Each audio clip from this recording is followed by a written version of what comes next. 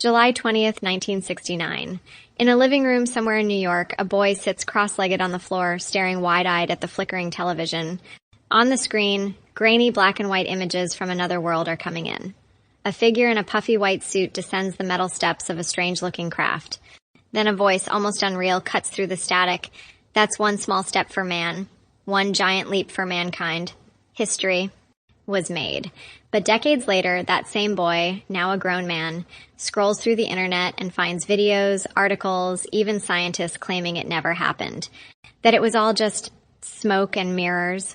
What really happened on that day in 1969? Was it the most awe-inspiring achievement in human history? Or was it the most elaborate hoax the world has ever seen? Let's find out. The seeds of Apollo 11 were planted not in peace, but in competition. In 1957, the Soviet Union shocked the world by launching Sputnik, the first artificial satellite. It wasn't just a scientific achievement. It was a message. We're ahead. Then came Yuri Gagarin, the first man in space. Once again, the Soviets were winning. The U.S. was under pressure. That's when President John F. Kennedy stood before Congress in 1961 and made a bold promise. We choose to go to the moon. Not because it is easy, but because it is hard. Billions of dollars flowed into NASA. More than 400,000 scientists, engineers, and support staff worked day and night to make it happen. A decade of preparation, countless failures.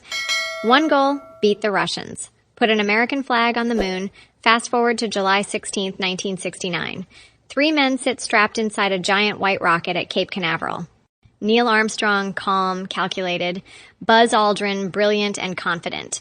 Michael Collins, the quiet pilot who would never step on the moon, but without whom the mission couldn't succeed. With a thunderous roar, the Saturn V rocket ignites, shaking the Earth. 36 stories tall, the most powerful machine ever built by mankind. It takes them 4 days to reach the moon. 4 days of floating through a cold, infinite void, surrounded by silence and stars. Then comes the descent. Neil Armstrong manually takes over when the onboard computer starts giving off warning alarms. The landing site? Full of rocks. Fuel? Almost gone. But at 2017 UTC, Armstrong speaks to the world. Houston, Tranquility Base here. The Eagle has landed. Hours later, Armstrong opens the hatch of the lunar module and steps onto the dusty alien surface. The world holds its breath. That's one small step for man. He plants the American flag, collects samples, and sets up experiments. Aldrin joins him, describing the moon as magnificent desolation. They bounce around, take photos, leave a plaque that says, "We came in peace for all mankind." Meanwhile, Collins orbits above, utterly alone, the loneliest man in the universe.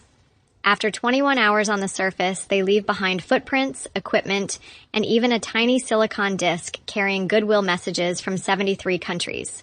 And then they head home. The world celebrated parades, medals, global headlines, but not everyone was convinced.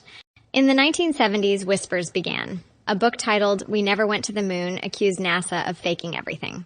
Then came documentaries, YouTubers, Reddit threads, even celebrities bought in.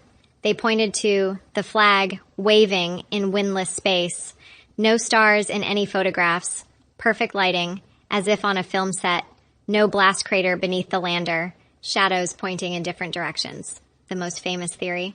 That Stanley Kubrick, fresh off filming 2001 A Space Odyssey, was hired to fake the landing on a soundstage. The theory exploded. After all, Hollywood could create anything, right? Let's slow down. Let's talk science. The flag, it had a horizontal rod. It ripples because it was being twisted into position. No stars? The cameras were set to capture the bright lunar surface, not the dim light of stars. Lighting? The moon's surface reflects light. The studio lighting was actually sunlight bouncing off the moon itself. No crater? The lander used gentle thrust and landed on solid rock, not dust. And the Van Allen radiation belts? Yes, they're dangerous, but Apollo 11 passed through the thinnest part quickly, limiting exposure. Still not convinced?